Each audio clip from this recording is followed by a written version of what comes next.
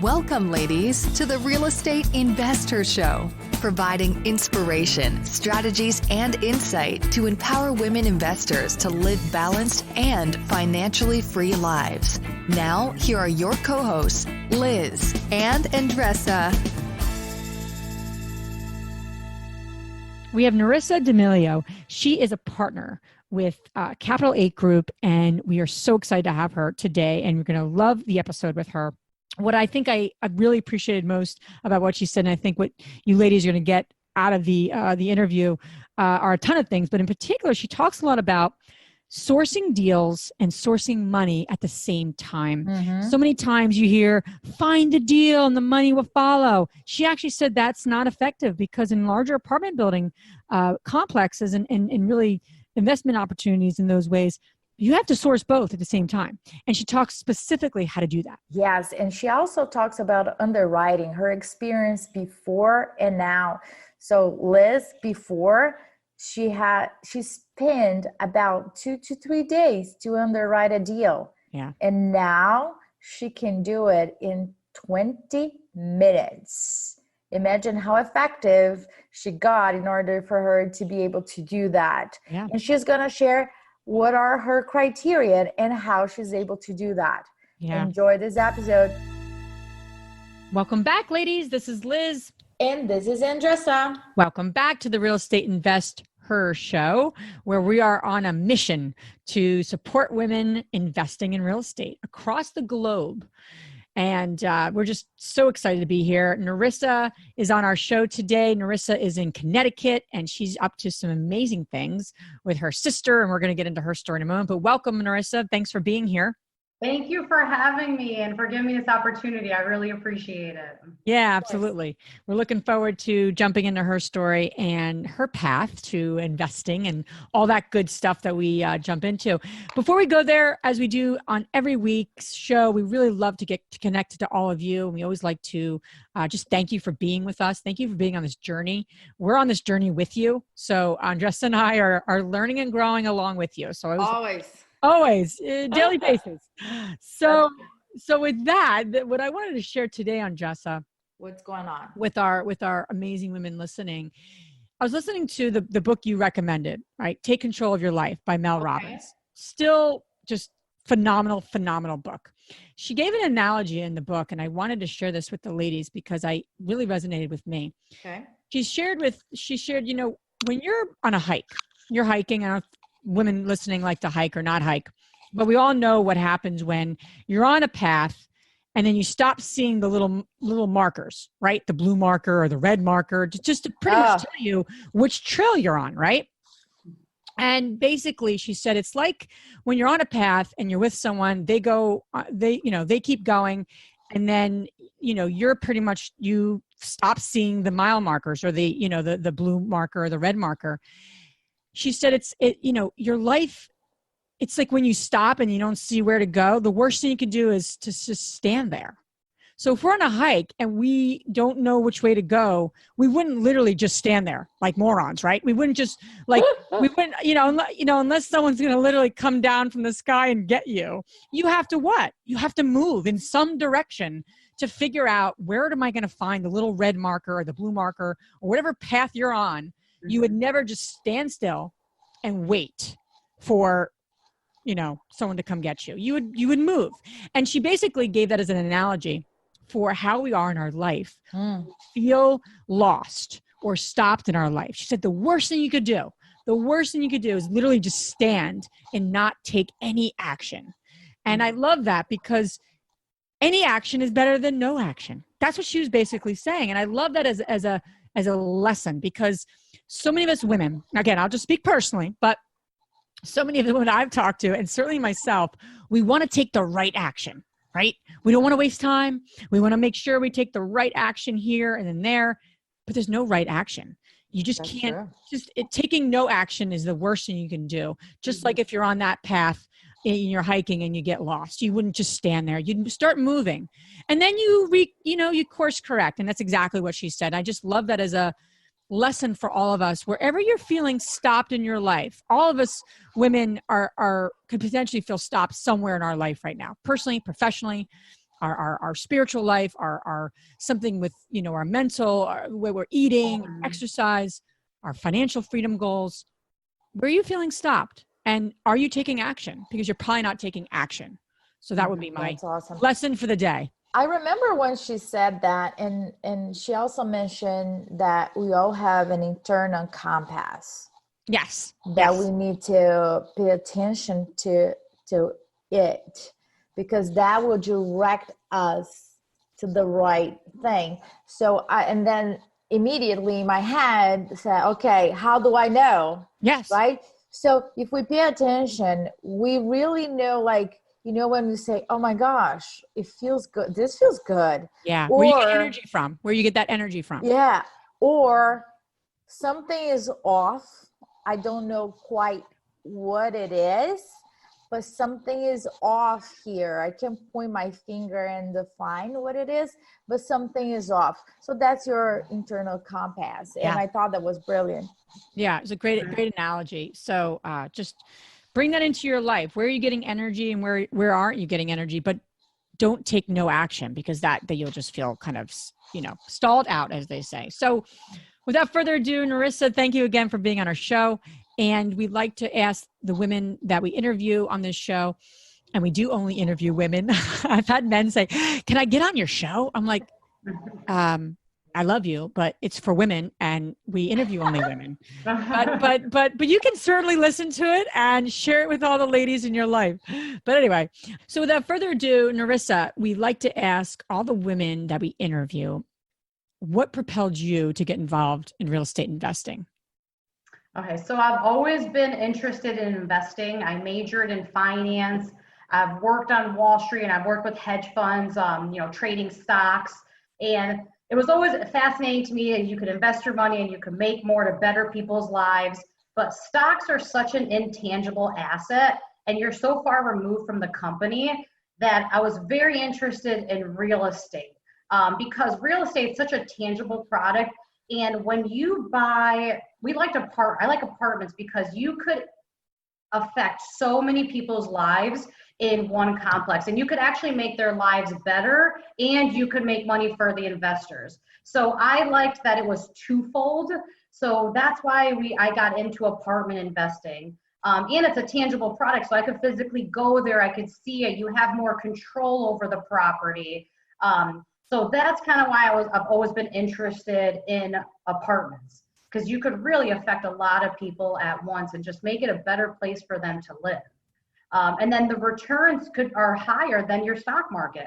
I had an investor that lost $500,000 in the stock market in 3 days. And I said, look, that will never happen in real estate. The land will always have value and the building will always have value. And I said, and it's just not going to change like that within 3 days. So it kind of protects investors' money a little bit better, which is a fascinating feature for me to be able to give that to my investors. So how did you get involved with, so what was that first deal? How did you get involved in multifamily? And now that you're in apartment building, kind of, investing, how did you get there? What was that path? What did that path look like?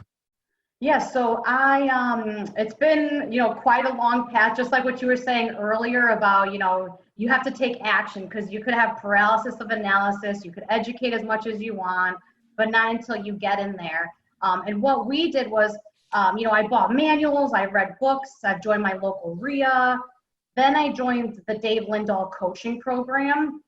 And that was about 4 years after I actually was started to get interested in real estate.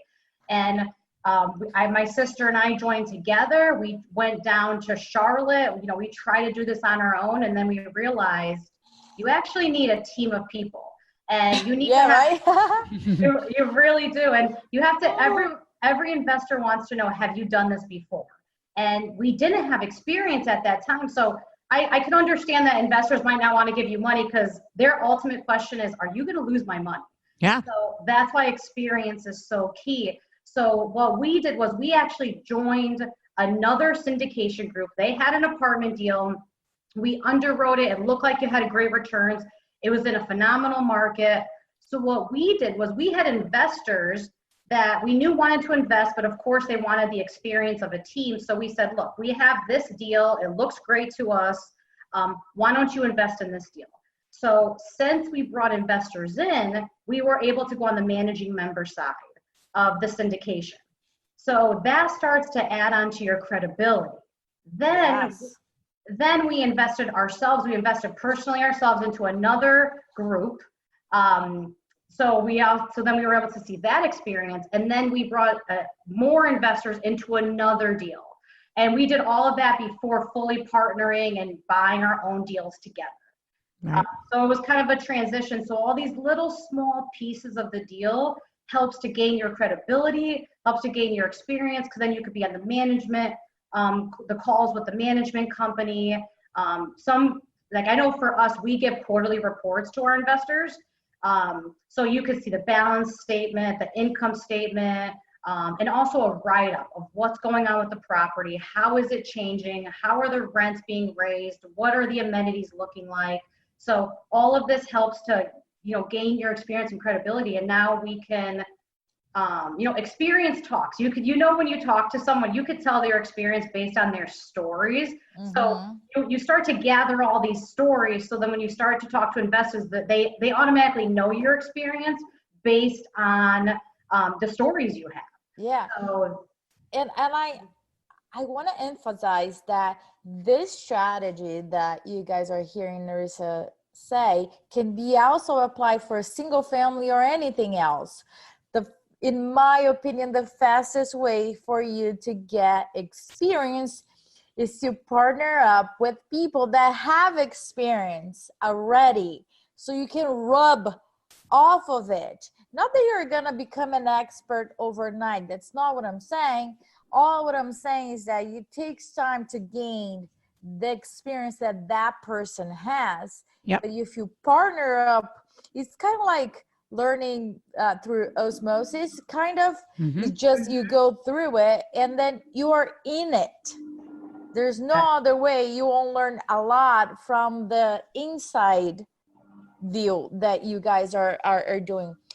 Talk to me about the lessons and the challenge of the first deal that you guys did. Okay, so I would say the first deal getting into it was working with an experienced team, trying to figure out who was experienced. You also have to look at the team, who's part of the team and who's the management company. So it's a lot of education because, you're investing people's money. So you want to make sure where you're putting their money is going to actually give them a good return. Yeah. Anything that goes south, they're going to look at you because I'm the one who brought them in the deal. So it's a lot of vetting of the deal, looking at the market. So the biggest thing is educating yourself to be able to confidently tell your investors. And another thing is also visiting the property.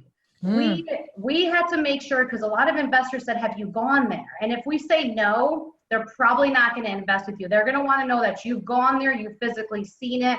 At least if I'm the one that's talking directly to the investors, they're going to want to know that we visited it. So we made sure, we booked a flight, we went out to see the property, because we too want to know if it's a good deal to bring people into.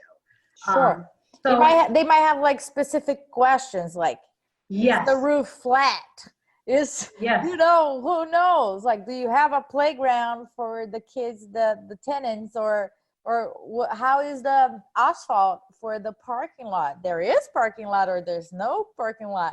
All of those questions. And sometimes, not that you need to know it all at one shot, but I agree with you, walking through every single property from single family to multifamily, or somebody boots on the ground, really like recording it, and we can be creative with that. But our eyes really, it's like we can see different things. And when we're talking to investors, we can really, again, tell our stories and our experiences about it. Talk to me about the challenges. What was like not difficult, but like a really, like a lesson that you learned during your first deal that now you will do different? Let's see. Or everything went well.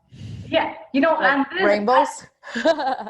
well, what I'll say is before I got into that deal, you know, we try to do this on our own. And I think that's the biggest learning point. So, you know, all these things help you to get prepared. So this way, when you get an opportunity, you know what to do with it. Yes. So I would say probably a little bit before that, because, you know, we did a coaching program and we went down to Charlotte and we looked at a deal. And, you know, we put an offer in and our coach said, okay, that's great. He said, now, if your offer gets accepted, do you have even say $50,000 to put down as earnest money? And my sister and I said, oh my God, we don't. And that's when we realized, you know, at first we were like, oh my God, I hope our offer doesn't get accepted now, because what are we going to do? So luckily and unfortunately it didn't get accepted, but that's when we realized you have to source deals and source money at the same time. So that was actually the first like kind of experience to know that how to get into this. It's not just analyzing a deal, it's getting investors, because you're bringing other people's money in. So you have to know how to legally bring people's money in. You know, it's a very big relationship business, unless you're doing all just accredited only, which is a 506C. But, you know, that was actually our first lesson before we got into that first deal, which I thought was very valuable. So that's when we knew, let's start looking for money too. So Nerissa, it's interesting you're saying that. I want to go with the sourcing deals and sourcing money in a moment. So we'll put a pin in that. But before we go there, you and your sister work together and you are working, not only finding deals, underwriting them, and also then building relationships with investors. Those are all really big things in this business, right? So I'm curious, what in your, like, you know, whether it was your professional career, your personality, what draws you to wanting to work with investors? Because it's not just like they're your customers and you sell them a widget, right? It's a lot more than that. There's a lot of legality around it. There's a lot of, you're putting their money at risk, right? Ultimately, not at risk like you're going to find bad deals for them. I'm not saying that, but you're the steward, right? There's a lot that goes into that. I know, because we do that as well. And I'm curious, like, what for you made you want to do that? I'm just curious to hear what your personality traits are, or, you know, your why behind it, because so many women are at that point. They have rental properties. They want to really start to raise, they maybe use their own money, you know, their uncle, you know, whomever, or their aunt. And now they're ready to start to pull non-family members together. And it's a process and it's something to learn, but it's not rocket science. So I'm curious for you, what for you got you into that quickly, I would say too, because you're going and you're making it happen. So I want to dissect that a bit. Okay. So I think maybe because I was working with the stock market, but I see any successful business, you have to have investors in. It's real. Otherwise, it's going to take you a long time to get to the next step. You know, I took a coaching class back in 2010. It was with my local RIA, and it was about how to buy apartments, but it was anywhere from 3 to 10 units. And it was with your own money. And because of that, you would actually manage it yourself. And I said, you know, I'm not a plumber, I'm not an electrician, I'm not really a handy person. So I said, this doesn't really make sense to me, because I'm going to have to hire everyone and it's going to take all the profits. And then, you know, you kind of gain experience from other people. So I kept on hearing, you know, whether you buy 50 apartments or 100, it's like, it's all the same. It's just extra zeros, for example. Yes.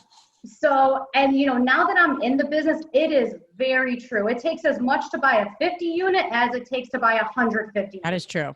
And you have to, and the thing is when you buy larger apartment complexes, you can have a management company. You can hire a very good third-party management company that's going to oversee the property, which makes me feel a little bit more secure that they're the boots on the ground and I don't have to just invest in my local market. I love Connecticut. My whole family's here, but more people leave this state than come in. So you can invest and get cash flow. You're never going to get the appreciation. Not right now, that is.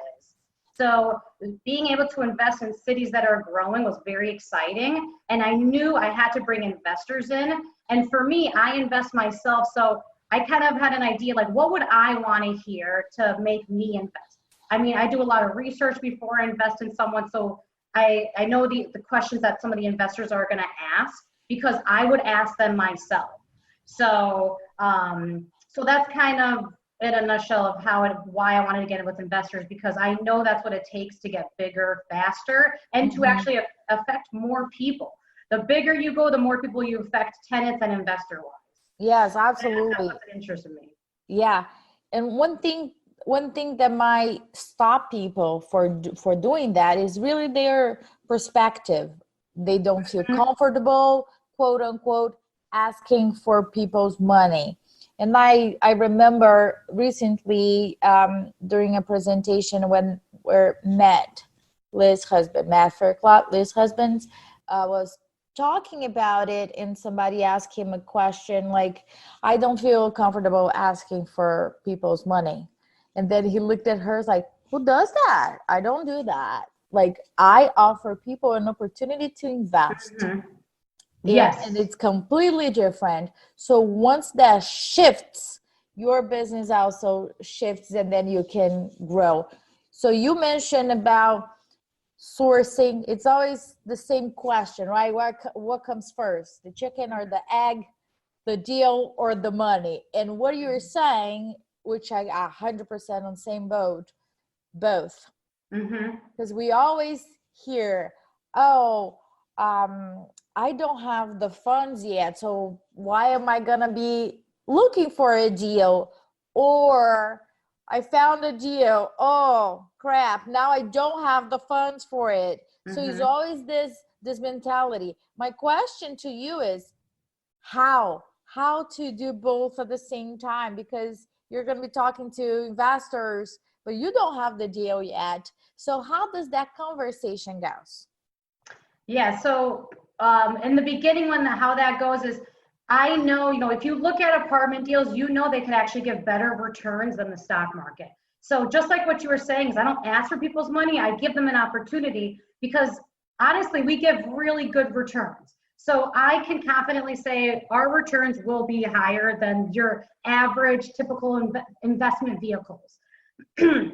So it gives me confidence to know, and I looked at so many different deals, and people constantly are buying apartments. So I know it's not just a one-time type of really good deal. These deals do come up, it takes a lot of work to find them, but it makes me feel confident to be able to tell the investors, like, look, this is a great opportunity. We just had an investor that asked us, said, hey, when is your next deal going to come out? He's like, because I cannot get returns anywhere else that I could get returns with you. That's a good question. It was one of the best emails to get. And I said, I love that, so like sometimes they hold on to their money until we get our next deal, because where else are they going to get high returns like that? I mean, the stock market, you can get good returns, but you're talking 20, 30 years keeping it in there, whereas an apartment complex could be anywhere from 3 to 7 years. So it's a much quicker turnaround time and a safer investment in my eyes too.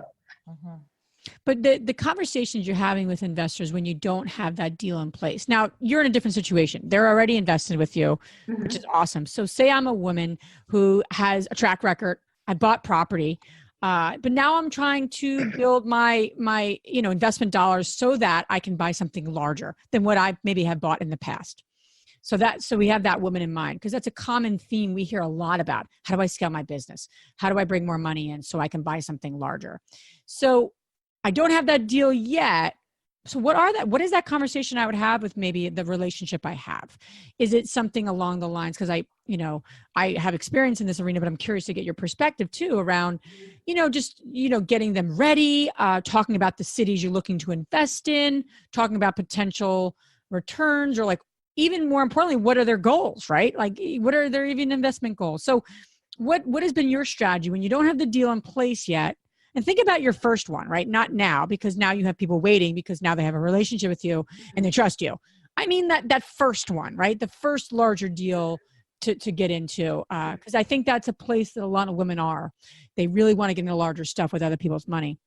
Absolutely. Not too sure how to do it exactly, especially when the deal's not in place. So what are some of those things to talk about initially, or even ask that person? Yeah. Prime them. Exactly. So you want to see, where are they investing their money? What type of returns are they getting? And then also you want to look at the historical returns of apartments. Overall in general, apartments have, they've outperformed all of the commercial real estate sectors for the past 25 years. So you have that on your side. And then also you have to research the market and say, okay, how many jobs are coming into the area? So I think the most important thing in the beginning is educating your investors. You are educated, you understand the market, you understand apartments, and how do you portray it to your investors? So, if the market itself is growing, as far as job growth and population growth, that's number one. If that is growing, you almost can't deny that it's a good market to be. It's kind of hard to deny, okay, people are moving in, obviously supply and demand, everyone needs somewhere to live. So there's certain things that people just cannot deny. Apartments, everyone needs somewhere to live. If the city's growing, there's gonna be the demand there. And then apartments, they've outperformed, they outperformed the stock market, and they've outperformed all other commercial sectors. Yeah. And for you, I know you mentioned this when we were preparing for this, but you've done a lot of underwriting, and I think that's a really critical part of this process. And I don't think enough people understand how, and let's talk about that specifically. So you had mentioned too that you found you had to analyze and underwrite 250 deals. Oh my gosh. To find 3 properties, right? So that's about right. That's about 100-to-1 ratio. When you break it down. So tell us a little bit about your path to building this underwriting muscle.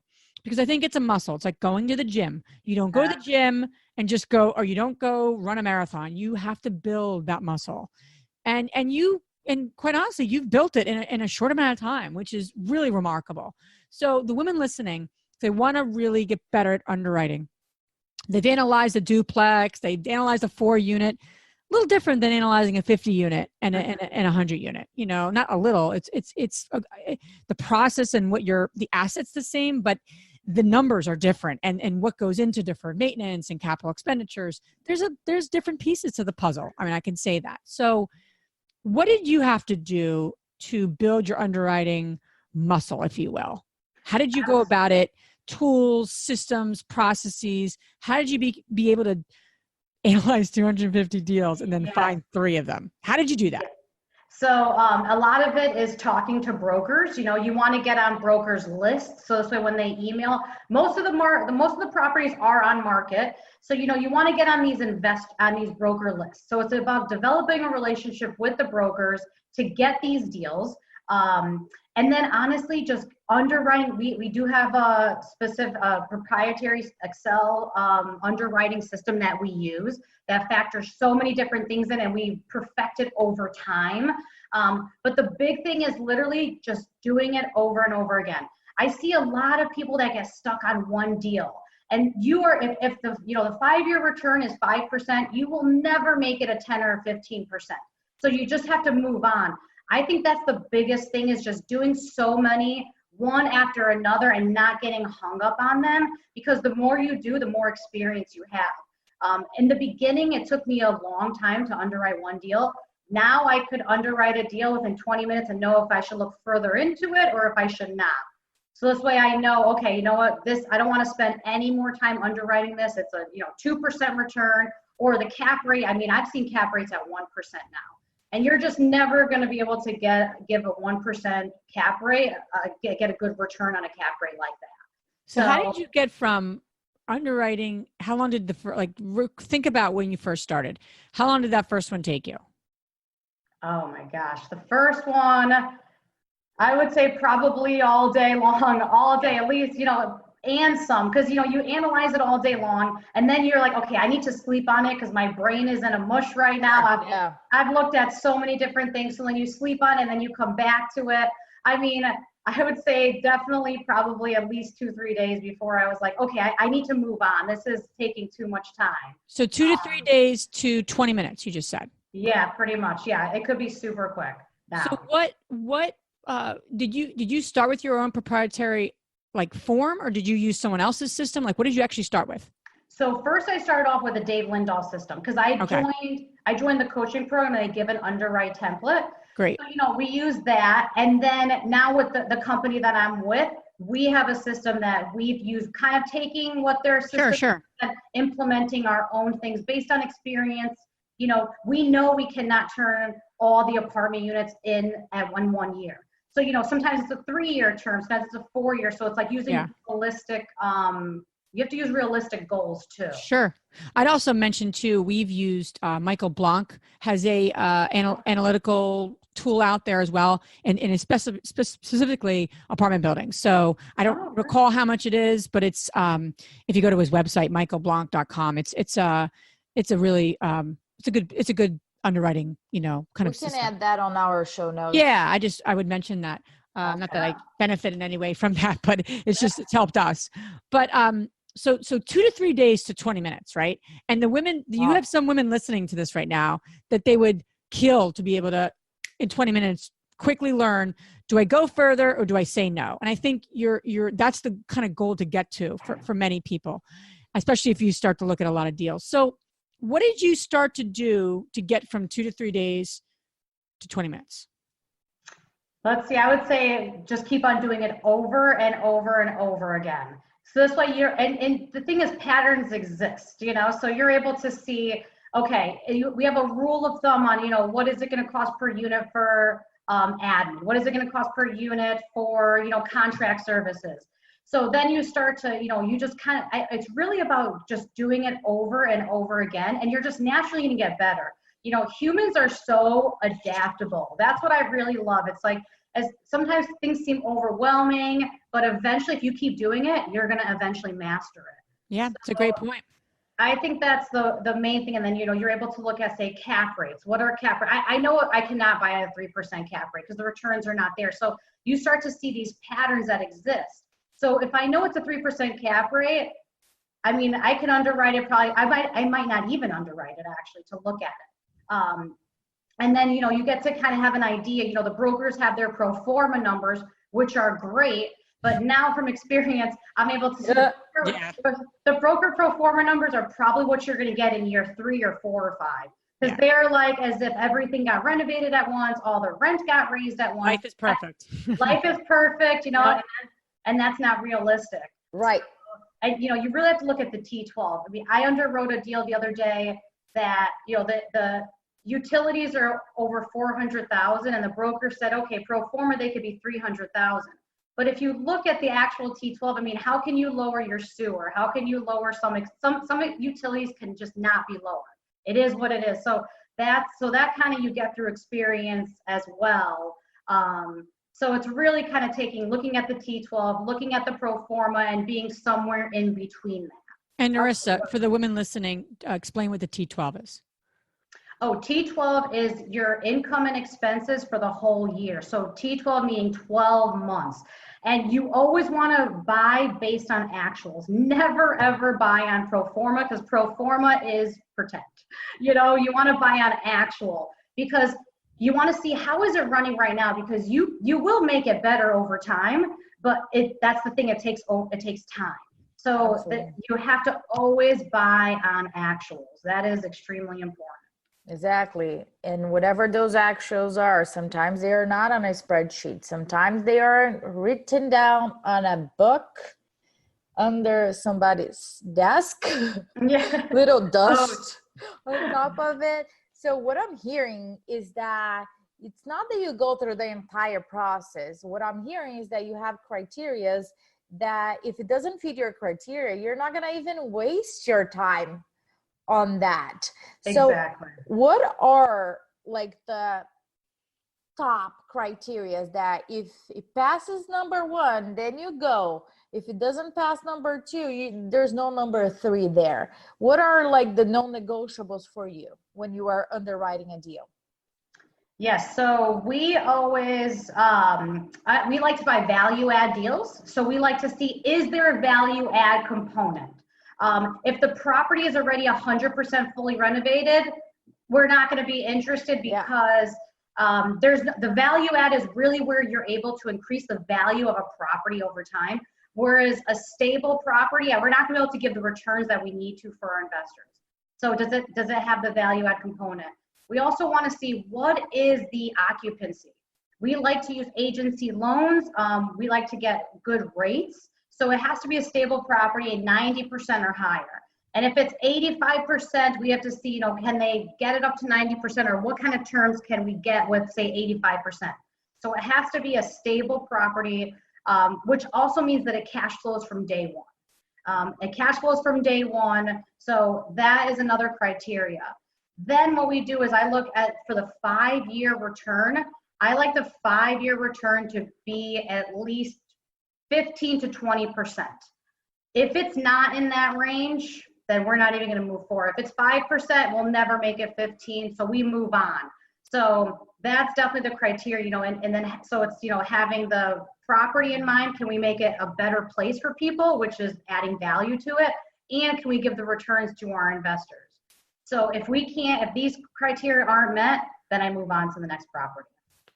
And Nerissa, value add, I think, it's like when you talk about communication with people, like, oh, you should communicate more. It's such a big word, right? Because it can mean so many things to so many people, right? I just gave a workshop last night about it, so that's why I'm thinking about communication. But value add is one of those terms in real estate investing that is also a very big word. It's a big phrase, and it can mean a lot of things in a lot of different ways. So for you guys, I mean, and you'll hear people say that. We see the same thing. But as I think about it, value add is it's just general. So what would you say are like the top ways that you do add value, especially with a property like you're saying? You go after those properties that they're going to be cash flowing from day one. They're 90% or higher, you know, occupied. I mean, I would say that, you know, what are those, almost like the low hanging fruit? How can you add that value? So. Yeah. So we look at properties mainly from the 1960s and 1980s. So they're older properties. There's going to be deferred maintenance. And there's always a reason that the seller's looking to sell. Sometimes it's literally owned free and clear. It's cash flowed for years and they don't care to improve it. So you always want to find out the reason why people are selling. But we like to go in, and if there's deferred maintenance, usually the rents are going to be below market. So we know we can go and we renovate all the interior units, and then we're able to raise rent to market. We're never going to raise rent to market without doing something to better the property. So if the property is cash flowing, but it could not be cash flowing as strong as it is because the seller just didn't care to do that. Because once you get involved in renovating the interior units, the exterior, getting adding amenities, you need a lot more, you need contractors. It's going to be a little bit more work, you know, working with the contractors, getting bids, picking out items. So some owners don't want to deal with it, but that's perfect because it leaves an opportunity for us to go in there, renovate the interior units. We also add amenities. You know, we add dog parks, we add grilling stations. You know, we even survey the tenants. When we buy the property, we survey the tenants and we say, hey, these are the top 8 amenities. What are your top 3? Nice. So you get an idea. Do they want a fitness center? Do they want a playground?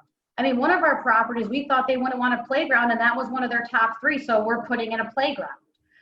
So it's all about just bettering the property because multifamily is valued on its income and expenses. So it's not like say a single family homes on comps in the area. It's based on how well can you perform, how well can this property perform. So if we could increase it, then you automatically increase value. And I also think that when you come, you know, new management and the tenants don't know exactly what you're going to do, and the first thing that you do is a survey, asking them their opinion. Oh my gosh, I'm sure they feel like super excited about it and more open to communicate with you in a completely different way because you're really interested on what they care about. So it's a different way, a different culture that you guys are implementing to add value to the property, give a better return to the investor, and at the same time provide something that is really meaningful for the tenants. So it's really remarkable to see those 3 things going on at the same time. Yeah.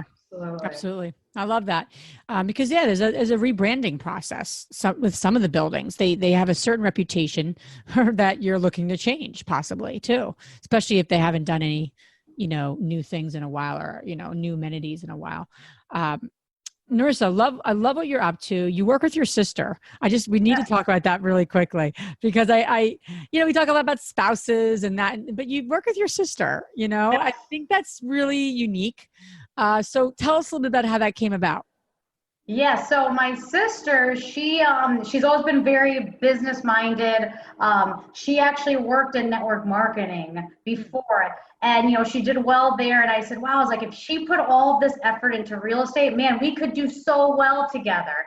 So I showed her real estate. I talked to her about it, and she was very fascinated. And I mean, our goals are so aligned, and we think very similar. We even sound very similar. I thought people get us confused on the phone when we're on conferences, but it's so nice because it's, you really could always trust your family member. So it was so nice to work with her and just the comfort level, and we encourage each other. So we're very close. We're only 3 years apart. I mean, she lives a half a mile from me, which I love. So we're very close, and it's nice to work together because we feed off of each other. She has different strengths that I have. She actually pushed me to do this podcast, so I was a little nervous about doing it. And she said, "No, you'll do great. Just do it." So she gives me the push, and I do a lot of like I just think both together helps to make a decision on, are we too risky? Is this not risky enough? What should we do?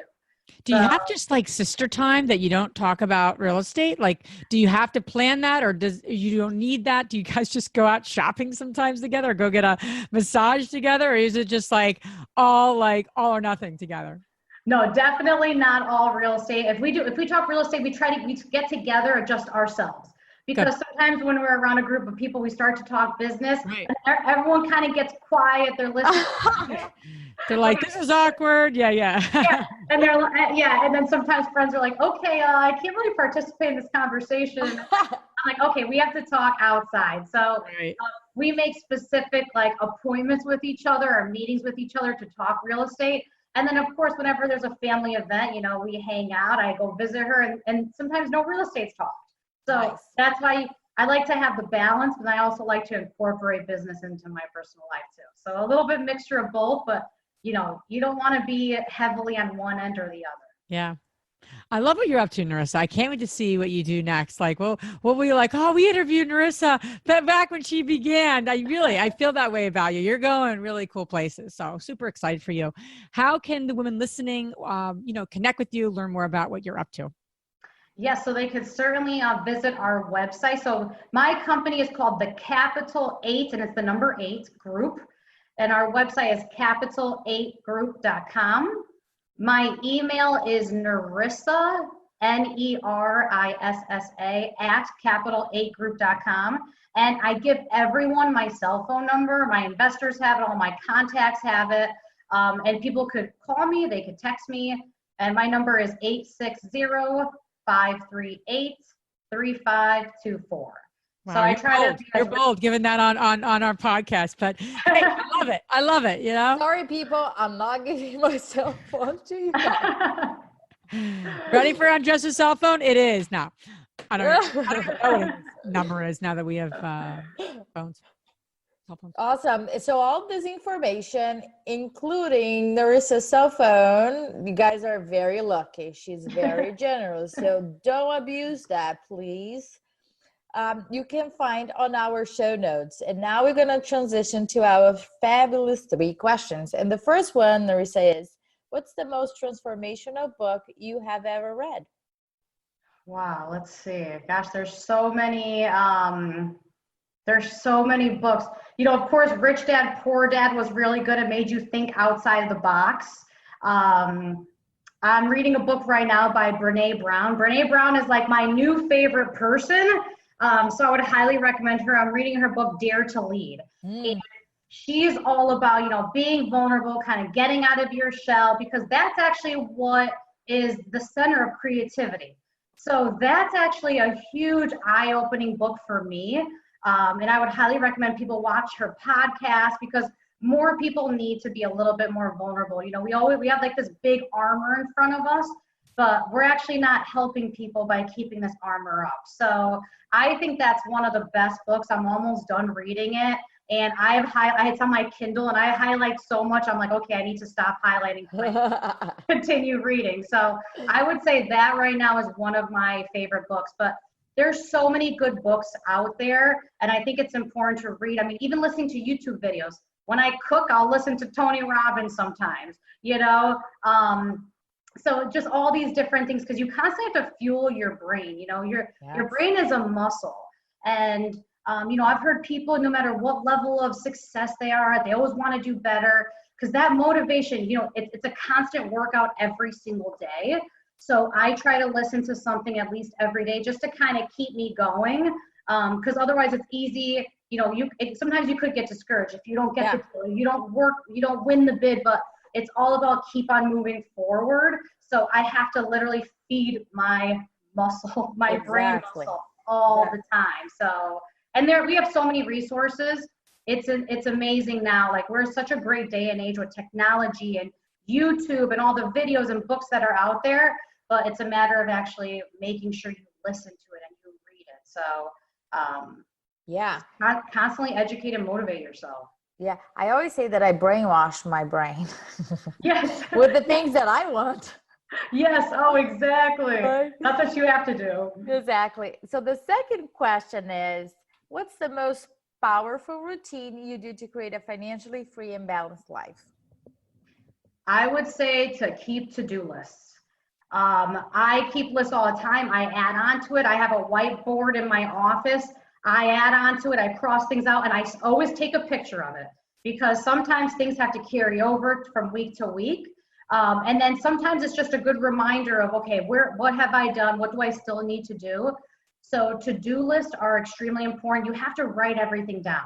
You know, even when we have calls with our management company, I write, you should see how many notes I have, because this is what keeps people accountable and what keeps you knowing what's going on with your property. So I think writing everything down is a huge benefit. And then it really sticks in your brain when you write things down. There's a power in that.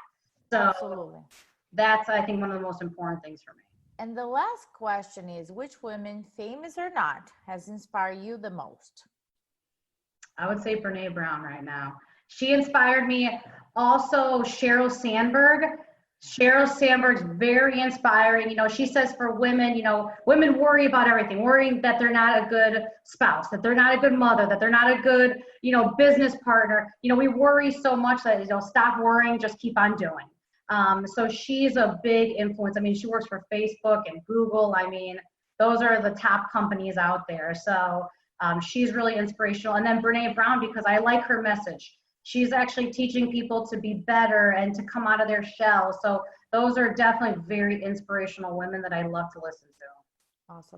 Awesome. Nerissa, thank you so much for being on our show. Thank you for sharing your knowledge with the ladies listening, and just really excited about your journey. So just super excited to see where things go for you.